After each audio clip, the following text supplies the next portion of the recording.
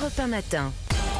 L'édito politique sur Europe 1 avec Le Figaro. Bonjour Vincent Trémollet de Villers. Bonjour Dimitri, bonjour Anissa, bonjour Vincent, bonjour à tous. Alors malgré ces annonces vendredi et un nouveau déplacement hier en Indre-et-Loire, Gabriel Attal peine à calmer la colère des agriculteurs. Ces derniers, on en parle depuis ce matin, préparent le siège de Paris.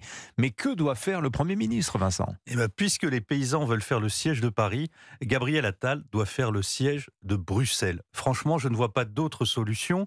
Le Premier ministre pourra utiliser toutes les ressources de l'éloquence, il pourra épuiser son cabinet à clarifier le maquis délirant des règlements, il pourra tenter de retourner un à un les syndicalistes comme il l'a fait avec Jérôme Bail, s'il ne remonte pas à la cause première, c'est-à-dire à la logique folle du pacte vert européen, il n'apaisera pas une colère dont la profondeur est abyssale. Vous me direz que les députés de la majorité ont voté à Bruxelles pour tous les textes normatifs et punitifs que combattent nos agriculteurs. Tout cela est vrai, mais Emmanuel Macron n'en serait pas à son premier revirement. On dit que le Premier ministre cherche une décision transgressive qui marque les esprits. L'équivalent de l'interdiction de l'abaya, il en est une gaullienne, évidente. C'est la politique de la chaise vide comme De Gaulle en 1965. La chaise vide jusqu'à obtenir pour nos paysans les souplesses que le Portugal et l'Espagne ont acquises sur le marché de l'énergie, tout comme le Danemark profite de dérogations sur l'immigration. Ce n'est pas aux paysans que Gabriel Attal doit dire que l'agriculture française est au-dessus de tout, mais c'est à Bruxelles. Donc pour vous, cette crise agricole, c'est une affaire européenne ? Oui, et ce sera au cœur des élections européennes. Lors du dernier scrutin, il y a 5 ans, ce sont les marches pour le climat et les manifs des Gilets jaunes qui avaient scandé la campagne des élections. La fin du mois et la fin du monde avaient en quelque sorte fait cortège séparé.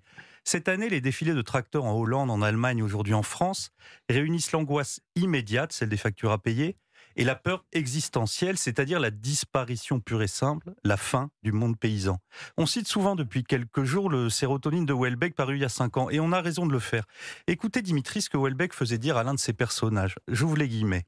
Ce qui se passe en ce moment avec l'agriculture en France, c'est un énorme plan social, le plus gros plan social à l'œuvre à l'heure actuelle, mais c'est un plan social secret, invisible, où les gens disparaissent individuellement dans leur coin, je ferme les guillemets. Les invisibles se sont installés sur nos routes et dans nos écrans.